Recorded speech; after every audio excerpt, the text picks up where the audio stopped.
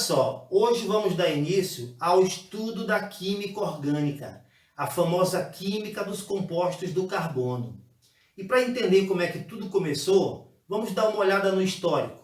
Então esse termo química orgânica surgiu em 1777 com o químico Torben Bergman. Foi ele quem fez a divisão dos compostos presentes na natureza em orgânicos e inorgânicos. Segundo ele, os compostos orgânicos seriam aqueles obtidos a partir de organismos vivos. E os compostos inorgânicos seriam aqueles provenientes do reino mineral. Em 1807, um químico chamado Berzelius criou uma teoria chamada de teoria da força vital, onde, segundo a teoria, ele acreditava que apenas seres vivos seriam capazes de produzir compostos orgânicos. Então ele não acreditava que um composto orgânico pudesse ser sintetizado em laboratório. Mas em 1828, um aluno de Berzelius, chamado Ruller, conseguiu derrubar essa teoria da força vital. Conseguiu derrubar a teoria do professor Berzelius, que dizia que apenas seres vivos poderiam produzir compostos orgânicos. Ele provou o contrário. Ele conseguiu obter um composto orgânico pelo simples aquecimento de um mineral chamado de cianato de amônio. Ao aquecer esse mineral, ele obteve a ureia, que é também uma substância produzida por seres vivos. Então, com a queda da teoria da força vital, foi necessário criar um novo conceito para a química orgânica. E esse novo conceito foi criado por Kekulé, que diz o seguinte: química orgânica é a química que estuda os compostos do carbono. Agora, tome cuidado que existem alguns compostos que têm carbono, mas que não são classificados como orgânicos, e sim inorgânicos. Veja alguns exemplos: o dióxido de carbono, o monóxido de carbono, o ácido cianídrico, o ácido carbônico, carbonato de sódio e alguns outros mais. Mas o certo é de que a maioria dos compostos que têm carbono são realmente orgânicos, salvo algumas poucas exceções. Tudo bem? Então vamos seguir. Mas, professor, quais são os principais elementos que formam esses compostos orgânicos?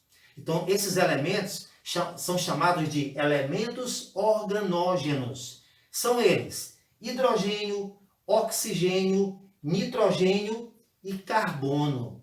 Então, lembre o seguinte, que o hidrogênio ele é monovalente, ou seja, ele vai aparecer nos compostos orgânicos sempre fazendo apenas uma ligação química. Já o oxigênio é bivalente. Quando você olhar ele no composto orgânico, ele vai aparecer fazendo o quê? Duas ligações químicas. Então, o nitrogênio é trivalente e o carbono é tetravalente. Agora, detalhe: o carbono ele pode fazer essas quatro ligações de maneiras diferentes. Ele pode fazer quatro ligações, sendo todas elas simples. Ele também pode fazer duas simples e uma dupla, que também dá 4. Ele ainda pode fazer duas ligações duplas e pode também fazer uma ligação simples e uma tripla. Então, o certo é de que ele tem que ter as quatro ligações, mas essas quatro podem ser feitas de maneiras diferentes. Vamos seguir. Então, o carbono, que é o principal elemento dos compostos orgânicos, ele foi estudado por Kekulé. E Kekulé listou 3 das principais características do carbono e listou como postulados. Então vamos ver aí esses postulados de Kekulé. Primeiro postulado: o carbono é tetravalente. Você já sabe o que quer dizer isso, né? Ele faz sempre 4 ligações. Segundo postulado de Kekulé: as 4 ligações do carbono são iguais, são equivalentes. Então, esse composto aqui, por exemplo, você pode representar ele de maneiras diferentes. Você pode colocar o hidrogênio em cima, do lado, embaixo ou do lado esquerdo, que o composto continua sendo o mesmo. Mudar o hidrogênio de posição não altera em nada o composto. Por quê? Porque essas 4 ligações são todas iguais. Tudo bem? Vamos seguir. Próximo postulado de Kekulé. O carbono forma cadeias carbônicas. Ele pode formar cadeias carbônicas. Quando que essas cadeias carbônicas são formadas? É quando um carbono se liga a vários outros átomos de carbonos. Tudo bem? Olha um exemplo aí de uma cadeia carbônica. Beleza? Vamos seguir. Esses carbonos nessas cadeias podem ser classificados. E como os carbonos podem ser classificados? Eles podem ser classificados em primário, secundário, terciário ou quaternário. O que seria um carbono primário? Ora, o carbono ele é primário quando ele está ligado a um outro carbono ou a nenhum outro carbono. Quando que ele é secundário? É quando ele tiver 2 carbonos vizinhos ligados a ele. Quando que ele é terciário? É quando ele tiver 3 outros carbonos vizinhos ligados a ele. E quaternário, quando ele estiver ligado a 4 outros carbonos vizinhos. Bora ver um exemplo? Aqui eu tenho um composto e nós vamos classificar todos os carbonos presentes nessa cadeia carbônica. Então vamos lá. Esse primeiro carbono aqui, você classificaria como?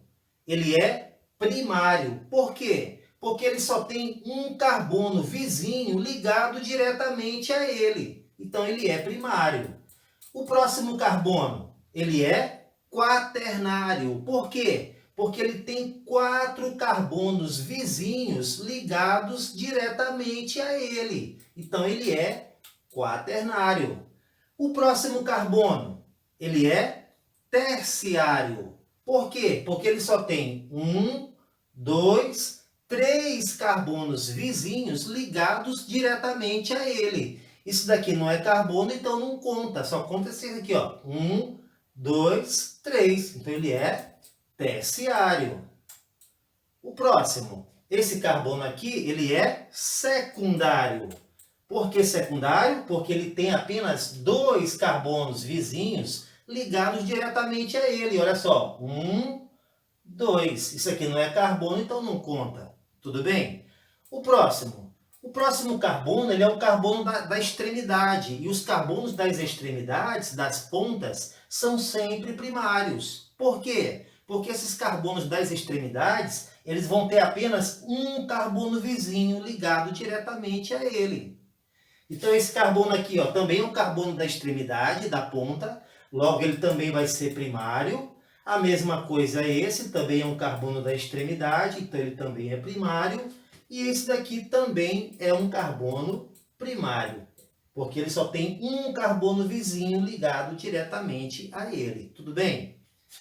Seguindo, mais um carbono da extremidade, então ele também é primário, porque ele só tem um carbono vizinho ligado diretamente a ele. Já esse aqui não é um carbono de extremidade, porque a cadeia ela termina aqui. Então esse carbono, ele tem quantos carbonos vizinhos ligados diretamente a ele? Ele tem esse aqui ligado diretamente a ele e tem esse outro. Então ele tem 2 carbonos vizinhos ligados diretamente a ele. Então ele é secundário. Por que secundário? Porque ele está ligado a 2 carbonos vizinhos. Tudo bem? E aquele lá? Aquele carbono é um carbono da extremidade. E como eu disse, todo carbono da extremidade é primário. Vamos a um segundo exemplo? Vamos lá. Tem aqui uma cadeia carbônica e aí vamos classificar todos os carbonos dessa cadeia carbônica também. Vamos lá. Quando você perceber parte da cadeia representada por traços, lembre-se que cada cantinho dessa figura, cada vértice, tem um átomo de carbono. Então aqui nesse cantinho tem um carbono, aqui tem outro, aqui mais outro, aqui também, aqui. Então vamos colocar esses carbonos aí, vamos lá. Pronto, ficou assim. Beleza, agora vamos classificar esses carbonos. Esse carbono aqui, o primeirinho, é o quê? Ele é secundário. Por que secundário? Porque ele tem apenas 2 carbonos vizinhos ligados diretamente a ele. Olha só, 1, 2. Isso aqui não é carbono, então não conta. Então ele é secundário. Professor, esse tipo de ligação não influencia na classificação do carbono? Não. Você tem que apenas ver quantos carbonos vizinhos estão diretamente ligados a ele. Então, se só tem 2 carbonos ligados diretamente a ele, então ele é secundário. Esse aqui também é secundário. Por que ele é secundário? Porque ele está ligado a 2 outros carbonos. Se ele tivesse ligado a 3 carbonos, seria terciário. Se ele tivesse ligado a 4 outros carbonos, seria quaternário. Mas como ele está ligado a apenas 2 outros carbonos, então ele é secundário.